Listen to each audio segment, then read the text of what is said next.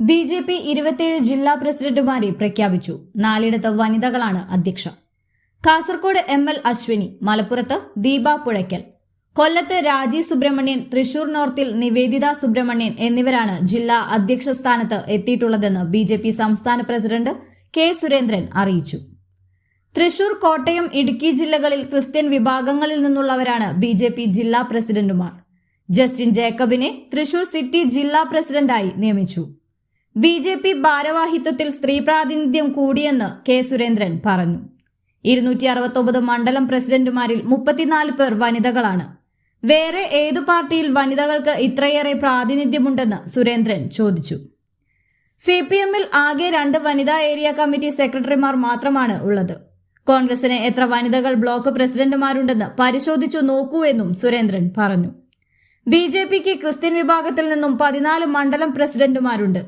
പട്ടികജാതി പട്ടികവർഗ വിഭാഗത്തിൽപ്പെട്ട 32 മണ്ഡലം പ്രസിഡന്റുമാരുണ്ട്. മറ്റു സമുദായങ്ങളിലെ എല്ലാ വിഭാഗങ്ങളെയും പ്രതിനിധീകരിക്കുന്നവരെ ഉൾപ്പെടുത്തിയിട്ടുണ്ടെന്നും K. സുരേന്ദ്രൻ പറഞ്ഞു. സംഘടനാ തെരഞ്ഞെടുപ്പുകളെ സംബന്ധിച്ചുള്ള വിശദാംശങ്ങൾ വ്യക്തമാക്കുന്നതിന് വേണ്ടി കഴിഞ്ഞ 3 മാസത്തിലധികമായി സംസ്ഥാനത്ത് ഭാരതീയ ജനതാ പാർട്ടി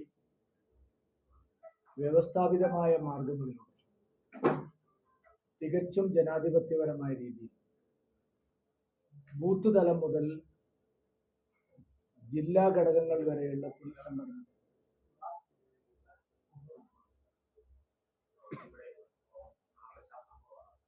പൂർത്തിയാക്കിയിരിക്കുക.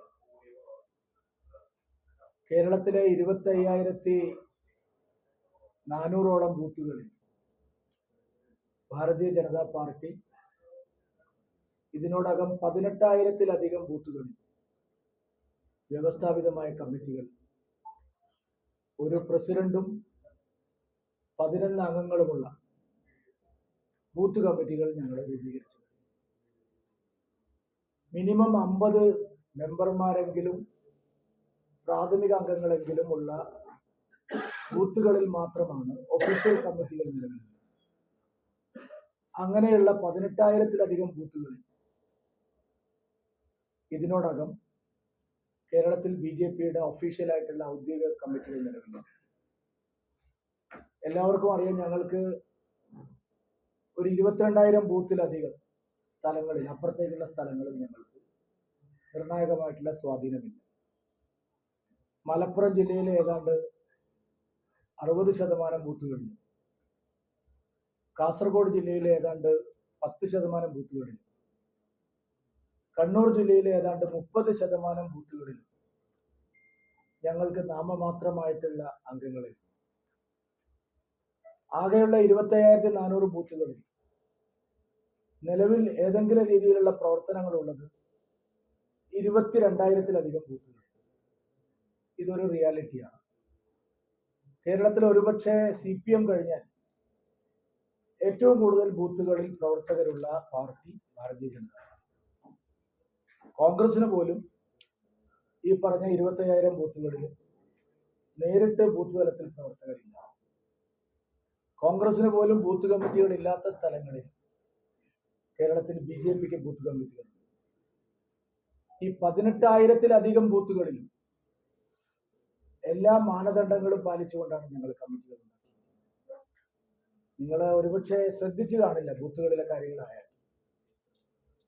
അവിടെ എല്ലാം ഞങ്ങൾ വനിതകൾക്ക് നല്ല പ്രാതിനിധ്യമുണ്ട്.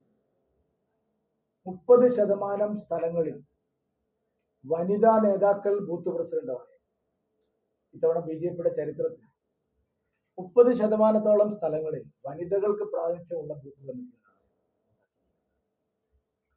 കഴിഞ്ഞ കാലങ്ങളിൽ മതന്യൂനപക്ഷങ്ങൾ വളരെ കാര്യമായ തോതിൽ പാർട്ടി ഘടകങ്ങളിൽ ചുമതലയുള്ളവരുണ്ടായിരുന്നു.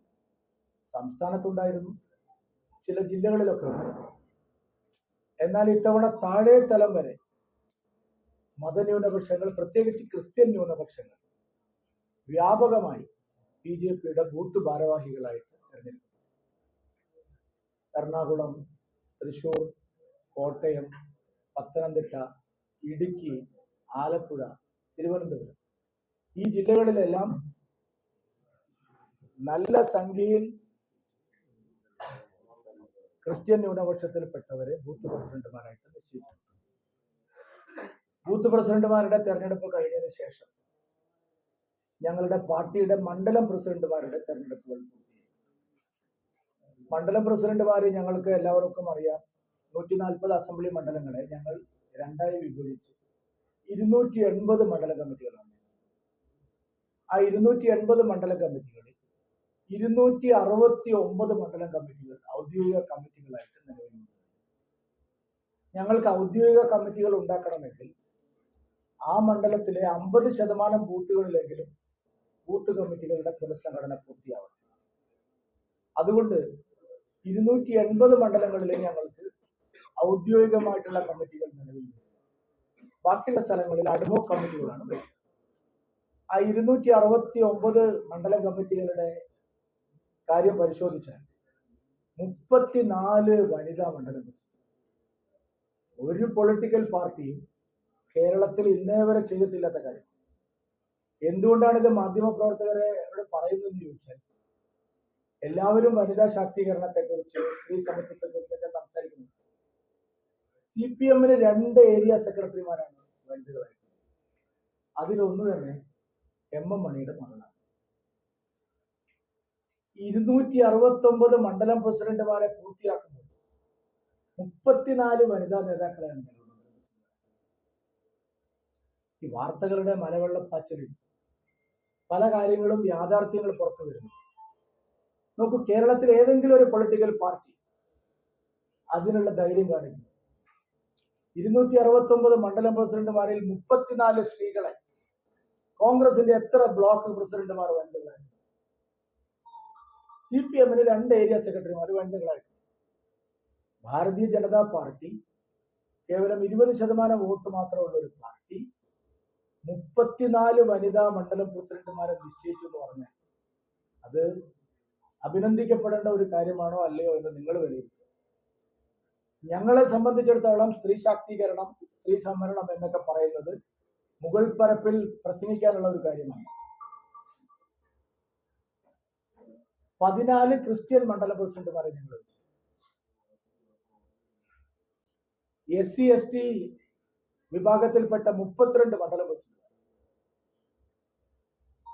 മറ്റ് സമുദായങ്ങളിലെ എല്ലാ വിഭാഗം ആളുകളെയും പ്രതികരിക്കും. ഞാൻ അതിന്റെ ബ്രേക്കപ്പ് നിങ്ങൾക്ക് തരാം. എങ്ങനെയാണ് BJP ഈ പ്രോസസ്സിലേക്ക് എത്തുന്നതെന്ന് വ്യക്തമായ ഉദ്ദേശത്തോടുകൂടി എല്ലാ ജനവിഭാഗങ്ങളെയും പാർട്ടിയിലേക്ക് ആകർഷിക്കുന്നതിന് വേണ്ടി അവരിൽ നിന്നുള്ള നല്ല നല്ല ആൾക്കാരെ സെലക്ട് ചെയ്തു ആണ് ഈ മണ്ഡലം കമ്മിറ്റികളുടെ പ്രോസസ് പൂർത്തിയാക്കിയത്. അത് കഴിഞ്ഞ് ജില്ലകളിലേക്ക് വന്നു.